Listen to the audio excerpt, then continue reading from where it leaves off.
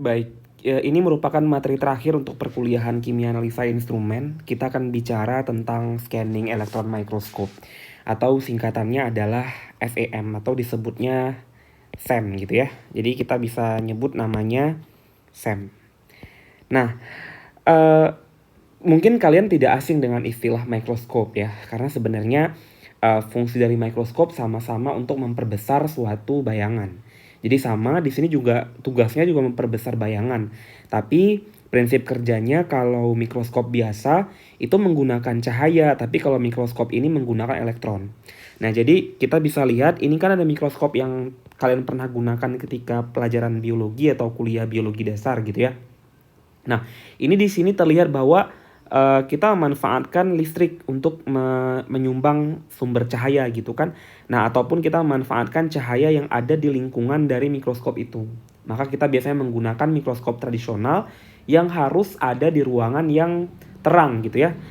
Nah, sekarang kita lihat perbedaannya. Jadi kalau mikroskop biasa itu kita menggunakan lensa, tapi kalau SEM kita menggunakan elektron. Lalu kalau mikroskop biasa itu pengamatannya pada skala makro ya. Jadi mikro, ukurannya mikrometer. Berarti bisa sampai ukuran 10 pangkat min 6 meter gitu ya. Nah, sedangkan untuk SEM itu bisa bahkan sampai ukuran nano atau ukurannya bisa sampai 10 pangkat min 9 meter. Jadi betapa kecilnya ukuran ini ya. Jadi bisa lebih 1000 kali lebih kecil daripada ukuran mikroskop biasa. Nah, kalau mikroskop biasa itu butuh cahaya untuk pengamatan yang saya bilang tadi bahwa kita perlu ruangan yang terang atau butuh sumber cahaya. Tapi kalau SEM itu dilakukan pada vakum justru. Jadi SEM itu tidak dilakukan pada sistem yang terbuka atau ada cahayanya karena dia harus vakum, bahkan tekanannya harus kecil sekali ya.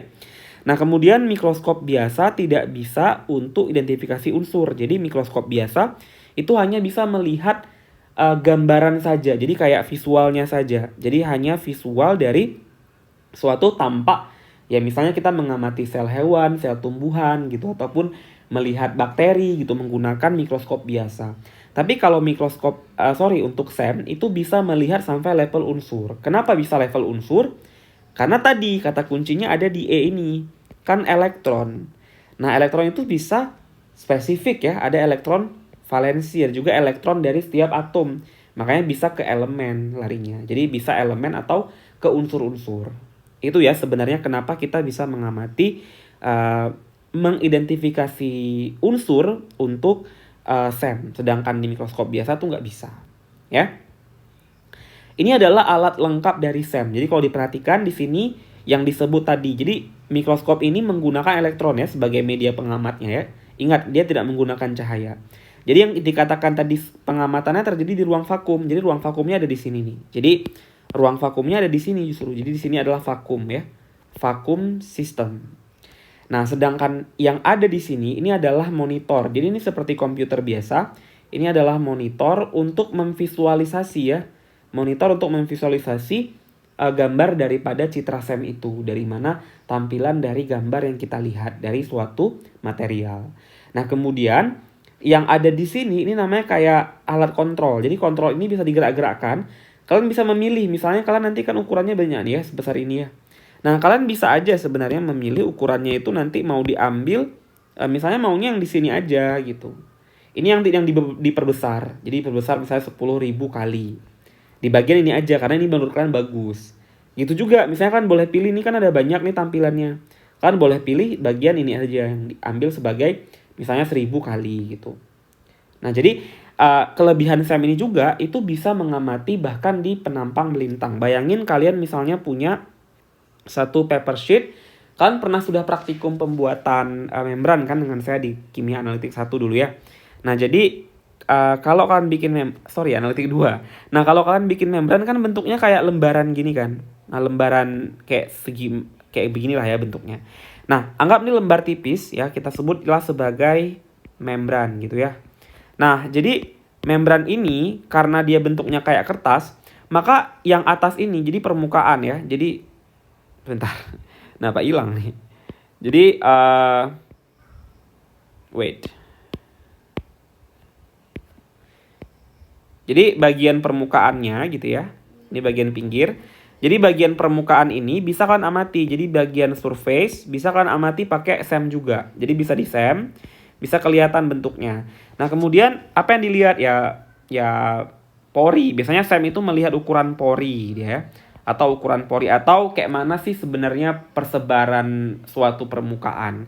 Nah kalau di bagian pinggir ini kalian bisa sebut sebagai penampang melintang. Jadi penampang melintangnya juga bisa diamati ya. Penampang melintang ini juga bisa diamati menggunakan SEM. Jadi bahkan yang di pinggir kertas itu kan sangat tipis ya. Kertas itu kan tipis sekali. Jadi itu juga bisa diamati dengan menggunakan SEM gitu. Oke? Nah, sekarang kita lihat di sini. Ini adalah contoh hasil dari SEM. Ini adalah hasil SEM cangkang telur.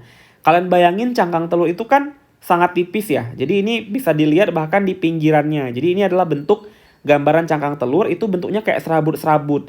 Dan bentuknya juga seperti batang. Jadi kayak fibril gitu ya, benang-benang fibril. Jadi dia bentuknya tuh kayak seperti batang-batang lurus seperti ini. Nah jadi sebenarnya SEM itu juga bisa melihat karakteristik dari suatu pori ataupun bentukan dari material penyusun permukaan material tertentu. Jadi apakah bentuknya nanti bergranula-granula seperti ini? Makanya kan ada juga bakteri yang diamati pakai SEM. Jadi kalian kalau pernah belajar biologi itu ada namanya nanti ada kan bakterinya yang basil ya, ada bakteri yang basil, ada yang kokus ya. Ada yang kokus. Kalau basil itu kan bentuknya batang ya. Kalau yang kokus itu bentuknya bulat-bulat. Nah itu diamatinya pakai apa? Pakai SEM. Jadi sebenarnya bakteri itu bisa diamati menggunakan SEM juga gitu. Jadi orang biologi juga pakai ini sebenarnya. Jadi kenapa ada Lactobacillus protectus gitu ya. Jadi ada bakteri-bakteri Staphylococcus. Nah itu karena bentukannya kokus atau bulat gitu ya. Atau lonjong. Nah kita perhatikan lagi, ini adalah hasil SEM dari membran poliamida. Amida itu kan mengandung gugus NH ya, mengandung gugus N gitu ya, amida ya. Maka di sini kita bisa lihat untuk yang A ini bagian permukaan. Nah, permukaan tuh dilihat di atasnya. Atasnya tuh seperti ini. Bentuknya seperti kayak apa ya? Kayak putih-putih terus kayak penuh gitu ya, sesek rasanya ya. Nah, kemudian kalau yang B ini penampang melintang atau disebutnya juga cross section ya, bagian penampang melintang. Ternyata penampang melintangnya atau bagian pinggirnya, tadi kan saya bilang kertas ya, seperti ini kertasnya. Maka yang disebut dengan cross section itu ini cross section ya. Ini adalah cross section. Jadi ini bentuknya seperti ini kan, bentuk pori-pori besar ukurannya ya. Nah jadi ini bentuknya tuh tidak simetri ya, ukurannya nggak sama. Makanya nanti disebutnya sebagai membran yang asimetri. Jadi kita bilangnya dia itu asimetri porinya. Jadi meskipun ada pori tapi ukuran porinya nggak sama. Karena kalau sama kita sebutnya simetri. Tapi jarang sekali yang sama. Jadi membran itu pada umumnya ukuran porinya asimetri gitu ya. Nah sebenarnya membran itu kenapa bisa kita pakai sebagai media penyaring atau filter? Karena membran itu punya pori ini. Jadi pori-pori ini bisa digunakan oleh air atau molekul air untuk melewati pori ini. Jadi air tuh melewati ini gitu. Karena ada pori dia bisa lewat sehingga bisa difilter atau bisa disaring. Nanti sehingga ukuran pori misalnya yang atas nih kan. Jadi kayak misalnya kita mau pisahin molekul zat warna. Zat warna itu kan ukuran molekulnya besar ya, sehingga dia akan terjerap di sini di permukaan ini, nggak masuk gitu karena ukurannya terlalu kecil porinya, tertinggal di sini dia. Nah, jadi makanya pori itu membran itu permukaannya yang kotor karena dia menahan di permukaannya. Nah, sedangkan yang masuk ke dalam ini apa yang masuk? Yang masuk adalah air atau yang ingin kita pisahkan, gitu ya. Nah, ini adalah hasil penelitian saya. Jadi di sini saya menggunakan membran dari PVDF dan SH. Ini pernah kita praktikumkan di semester di Kimia Analitik 2. Jadi hasil dari membran yang PVDF selulosa asetat itu kalau kalian lihat, kalau saya menggunakan PVDF 90% ya. Kalau saya menggunakan PVDF-nya adalah 90% dan juga menggunakan SA-nya 10%, itu pori-porinya bisa sebesar ini. Nah, sedangkan kalau saya gunakan PVDF-nya lebih gede, 99%, SA-nya yang saya turunkan dari 10% menjadi 1%. Lihat nih persebarannya sekarang. Jadi nggak kelihatan kan porinya? Porinya lebih kecil-kecil gitu. Jadi bahkan nggak kelihatan. Jadi kalau kalian saya suruh pilih Mana yang bagus untuk menyaring air? Kalian pilih yang yang kanan atau yang kiri? Untuk menyaring air, bagusnya yang mana? Ya, jadi kita memilih yang kiri ya. Kenapa? Karena pori-porinya lebih besar, sehingga air bisa lebih mudah lewat. Jadi kalau mau memisahkannya banyak, kita pilih yang kiri. Tapi kalau mau lebih selektif, jadi yang kiri ini filtrasinya lebih besar ya. Filtrasi atau kita bilangnya permeabilitas ya. Permeabilitas itu lebih tinggi ya. Kalau yang yang kanan justru yang terjadi adalah selektivitasnya yang tinggi. Selektivitasnya yang tinggi. Kenapa bisa tinggi? Karena kalau selektivitasnya tinggi artinya dia selektif atau lebih mudah menahan. Jadi nggak semuanya bisa masuk. Tapi kalau yang kiri ini semuanya bisa masuk. Bahkan zat warnanya bisa masuk juga. Jadi pemisahannya nggak sebagus yang kanan. Jadi ini adalah karakter dari pori yang bisa mempengaruhi kinerja dari suatu membran. Jadi kinerja membran itu dilihat dari dua hal. Dari permeabilitas, kemampuan dia memisahkan. Jadi kalau yang kiri ini karena permeabilitasnya tinggi, dia melewatkan air banyak. Jadi permeabilitasnya gede. Tapi kalau yang kanan, karena dia itu pori-porinya sangat kecil, bahkan nggak kelihatan ya di SEM-nya, maka di sini kita bisa lihat bahwa ini tuh dia selektivitasnya yang tinggi atau dia lebih tidak mudah melewatkan sesuatu gitu ya. Nah, ini adalah penampang melintang. Ini kan tadi permukaan membran PVDF-SA. Kalau yang ini adalah penampang melintangnya. Ini juga membran yang pernah kalian bikin di semester 2 itu, kimia analitik 2 itu ya. Jadi kalau pakai 90%, ini 90% 10% ya, sorry ada yang typo. Itu pori-pori penampang melintangnya segede ini. Nama melintang tuh yang bagian pinggir ya, bagian pinggirnya ini. Nah, ini kan membran gitu ya. Jadi bagian pinggir ini kita citrakan SEM, itu segede-gede ini porinya. Jadi dia airnya mudah lewat, jadi banyak lewat gitu. Tapi ya itu kurang selektif. Tapi kalau yang kanan, karena dia itu kecil-kecil seperti ini, maka dia lebih selektif. Makanya ini perbedaan. Jadi yang bisa kita simpulkan di sini adalah ternyata penambahan SA atau selulosa asetat itu bisa mempengaruhi ukuran pori. Jadi bisa mempengaruhi perbedaan dari permukaan bahkan dari penampang melintang daripada si membran PVDF ini. Karena SA ini menjadi agen porinya. Jadi yang membentuk pori itu justru kehadirannya SA. Karena kalau PVDF-nya yang banyak kayak di PVDF SA yang kanan ini justru ya kayak serabut aja gini, nggak ada pori sama sekali, kecil sekali porinya ya. Jadi kalau yang ini dipakai untuk nyaring air yang kanan itu susah, airnya maka nggak keluar karena ini porinya kecil-kecil sekali. Nah jadi itu harus dipikirkan kalau mau nyaring bagusnya pakai yang mana. Jadi kalau mau nyaringnya banyak pakai yang mana, kalau mau memisahkannya banyak pakai yang mana. Jadi jarang sekali kita bisa menemukan material yang memisahkannya bagus, nahannya bagus, selektivitasnya tinggi. Jadi jarang banget selektifnya bagus, permeabilitasnya bagus, jarang. Jadi yang terjadi justru kalau permeabilitasnya positif atau bagus, justru selektivitasnya jadi kurang. Atau sebaliknya kalau permeabilitasnya itu rendah, justru selektivitasnya jadi tinggi. Jadi selalu berbanding terbalik. Jadi jarang sekali kita menemukan yang dua-duanya oke. Itu udah sempurna banget gitu ya. Nah, jadi ini adalah prinsip kerja dari SEM. Kita perhatikan, tadi saya bilang bahwa SEM itu diletakkan dalam chamber vakum. Jadi, sampel kita nih seperti ini, kecil banget diambil. Jadi, jangan bayangin kalian bikin membran kan gede banget waktu itu ya. Ya, paling yang diambil nanti 1 cm doang. Jadi, maybe 1 kali 1 cm sih yang diambil cuman. Atau bisa 2 kali 2 cm. Terus ditaruh di sini. Nah, sebelum dimasukkan ke vakum, itu sampel kalian tuh di coating. Nah, jadi di coating menggunakan apa? Jadi sampelnya akan di coating pakai emas AU. Makanya harga SEM ini agak mahal kalau kita uji SEM. Karena dia sampel kita disemprot, di spray pakai AU. Kenapa pakai AU? Karena emas itu kan konduktornya sangat bagus. Jadi AU itu punya konduktivitas listrik yang sangat tinggi ya dibanding tembaga ataupun perak. Jadi makanya dipakai AU supaya proses pembakarannya lebih optimal. Jadi makanya nanti di sini yang terjadi adalah sampel kita itu bisa bisa dideteksi secara keseluruhan karena menggunakan AU. Jadi elektronnya bisa dialirkan dengan cukup maksimal gitu ya.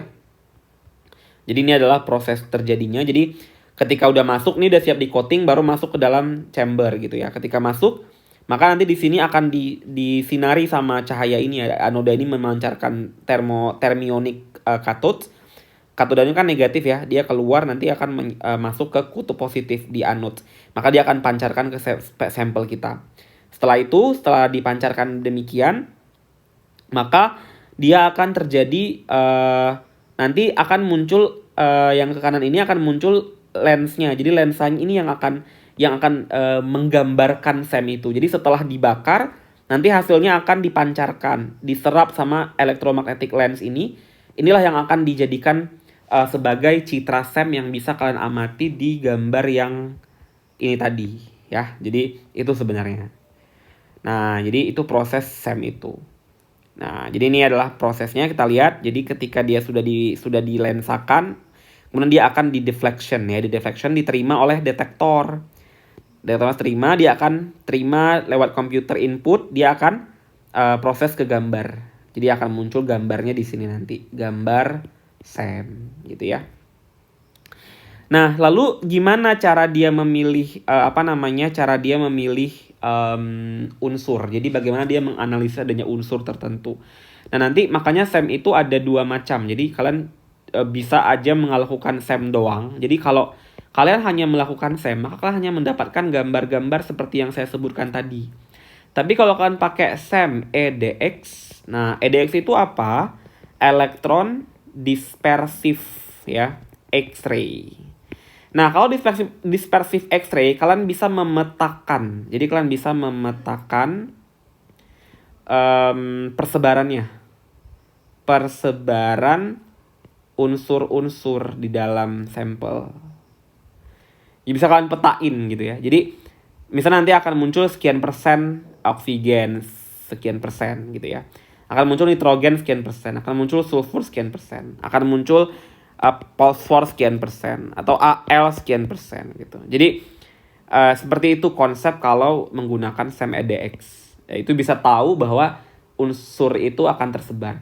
Nah, pola penyebarannya itu bisa dipakai EDX. Jadi dilihat nanti banyaknya di bagian mana. Jadi kan saya bilang tadi bahwa kalian kan boleh memilih kan gambarnya mau ambil bagian mana. Bisa jadi kalian ternyata hanya mau mengambil di bagian ini saja. Nah, maka bagian ini doang yang akan dilihat di EDX nanti. Jadi nggak semuanya dilihat.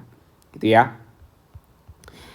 Nah, sekarang kita perhatikan kembali. Jadi prinsip kerja daripada si SEM itu ya sebenarnya adalah proses eksitasi. Jadi elektron itu akan pertama ketika dia contoh nih aluminium atom ya. Aluminium itu kan elektronnya ada berapa? Aluminium itu ini ada kulitnya ya, di sini ada 2, awalnya pasti 2 kan. Jadi 2 elektron dulu. Jadi sebentar, aluminium itu 27. Berarti dia 13 ya atau 14. Al nomor atomnya berapa? Sebentar, kita cari dulu ya. Al, jangan salah nanti. Nomor atom Al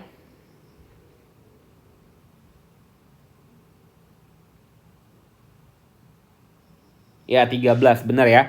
Jadi Al itu nomor atomnya adalah 13. Misalnya saya ambil nih 13 Al. Kita konfigurasikan kan 283 pakai model kulit ya zaman KLM ini ya.